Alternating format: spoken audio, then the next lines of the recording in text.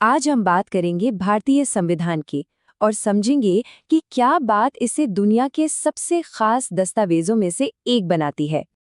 इसे बनाने वाले इसके chief architect doctor B R. Ambedkar की ये एक लाइन ही इसकी पूरी कहानी कह देती है।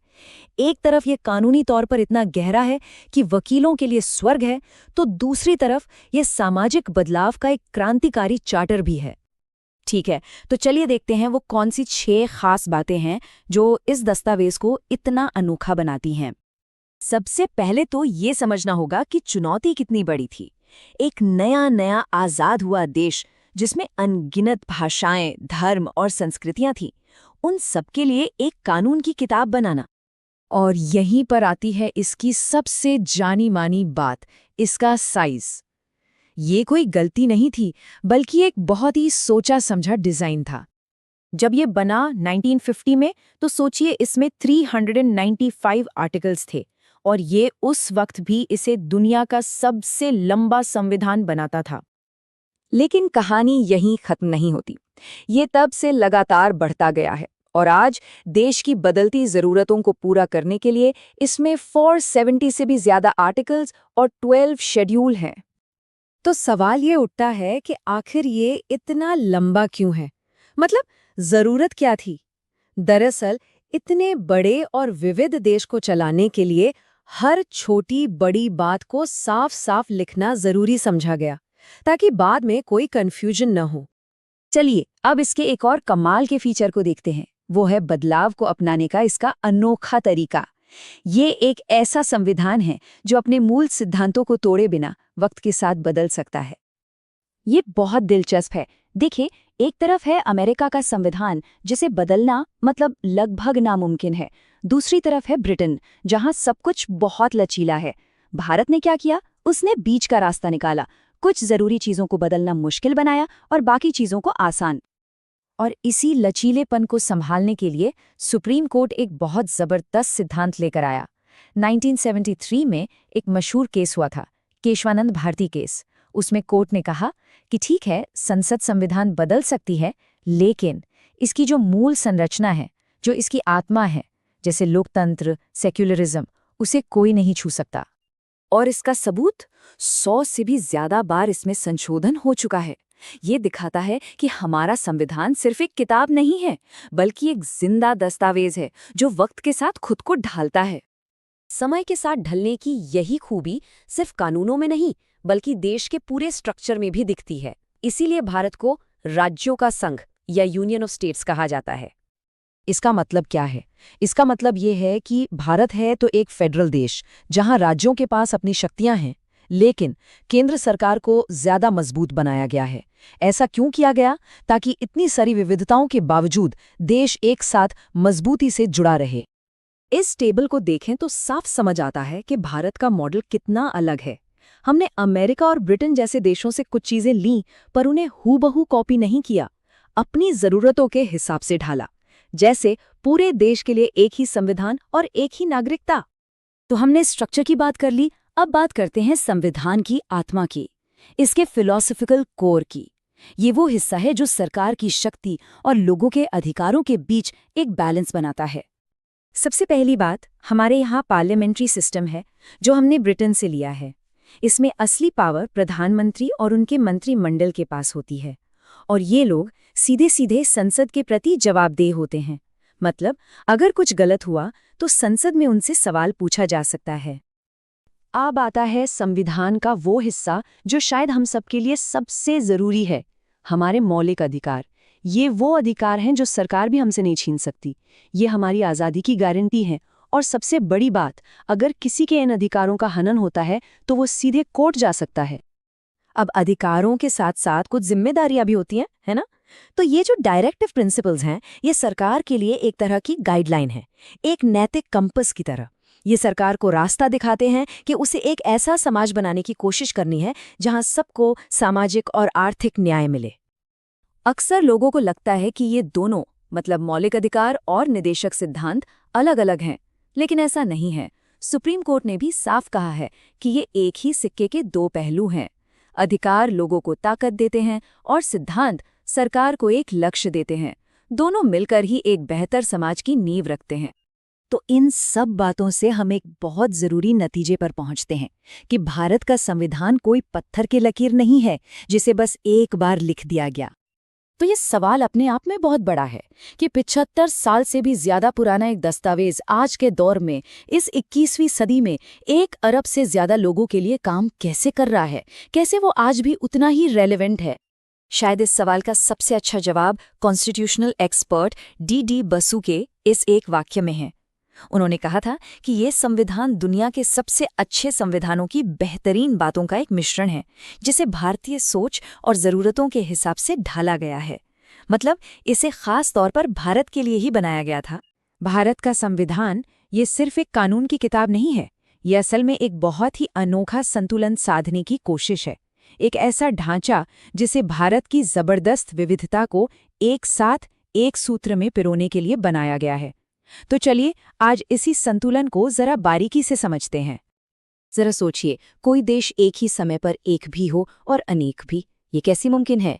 यही वो सबसे बड़ी पहेली थी जिससे हमारे संविधान बनाने वाले जूझ रहे थे। चुनौती यह थी कि राष्ट्रीय एकता कैसे बनाई जाए बिना क्षेत्रीय पहचान को मिटाए, और इसका जवाब उन्होंने हमारे संविधान के डिजाइन में ही बुन दिया। और इस पहेली का जवाब डॉक्टर B.R. अम्बेडकर के इन शब्दों में छिपा है, संरचना में संघीय लेकिन आत्मा में एकात्मक। ये एक लाइन भारत की अनोखी अर्धसंघीय या क्वाजी फेडरल व्यवस्था का, आप कह सकते हैं, मूल मंत्र है। तो आखिर इसका मतलब क्या है और यह संतुलन बनता कैसे है? आइए देखते हैं। तो इस संतुलन का पहला हिस्सा है इसका संघीय आधार, मतलब संविधान के वो सारे प्रावधान जो राज्यों को उनकी अपनी पहचान और अपनी शक्ति देते हैं। यही हमारे संविधान की संघीय नींव है।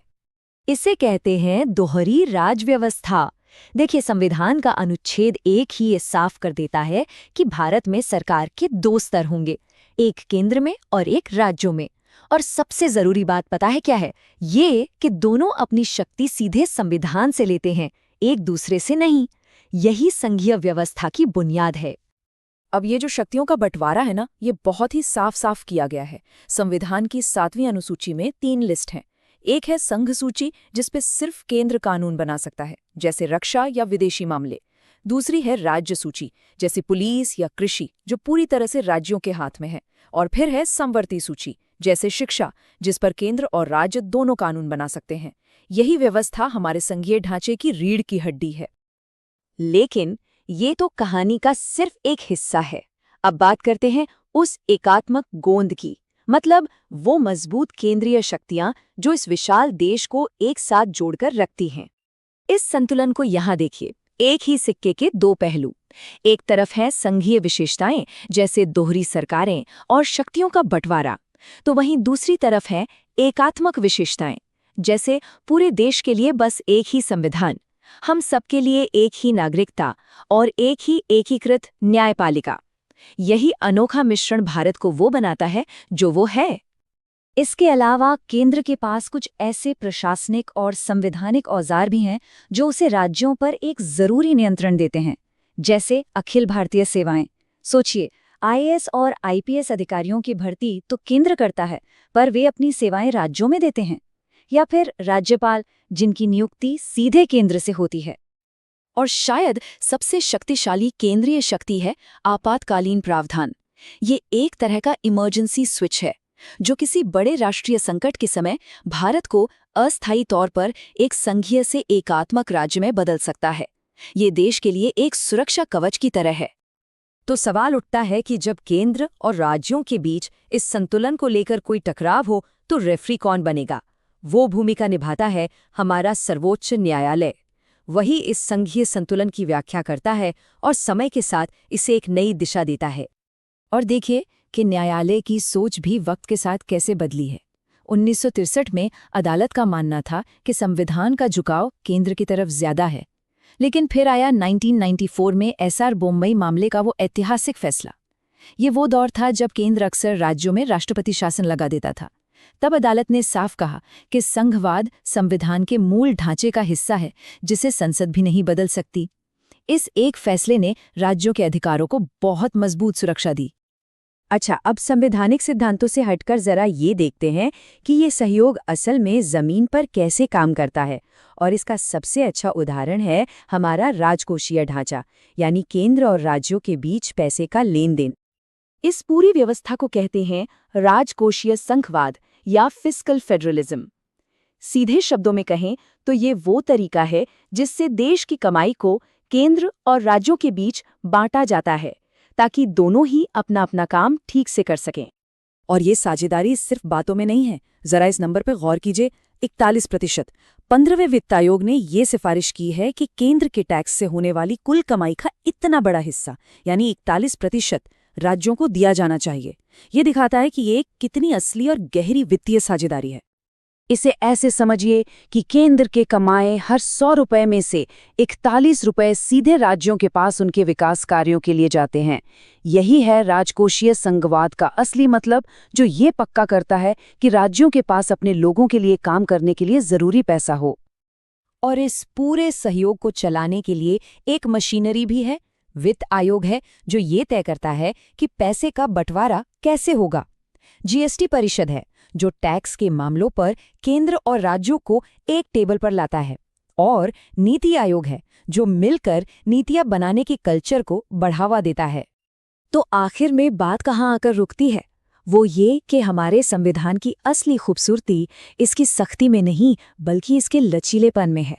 ये पत्थर की लकीर नहीं, बल्कि एक जिंदा दस्तावेज है, जो वक्त और जरूरत के हिसाब से खुद को ढाल सकता है। और इस पूरी बात का सार हमें फिर से डॉक्टर अंबेडकर के शब्दों में मिलता है। उन्होंने कहा था कि ये एक ऐसा लचीला संघ है जो जरूरत पड़ने पर एकात्मक व्यवस्था की तरह भी काम कर सकता है। यही हमारे संविधान के व्यवहारिक डिजाइन की सबसे बड़ी खूबी है। तो सबसे बड़ी बात जो समझने की है वो ये है कि भारत का संविधान कोई स्थिर ढांचा नहीं है। ये एक लगातार चलने वाला एक गतिशील संतुलन है। इसका सिर्फ एक ही मकसद है, राष्ट्रीय एकता और क्षेत्रीय स्वायत्तता के बीच एक प्रैक्टिकल, एक व्यवहारिक सामंजस्य बनाए रखना। और यहीं पर हम एक बड़े सवाल पर आकर रुकते हैं। जैसे जैसे भारत का भविष्य आगे बढ़ेगा, ये संतुलन का पलड़ा किस तरफ झुकेगा? क्योंकि ये संतुलन कभी एक जगह टिका नहीं है, ये हमेशा बदलता रहा है। और आगे ये कौन सी दिशा लेगा, ये हम सब मिलकर तय करेंगे।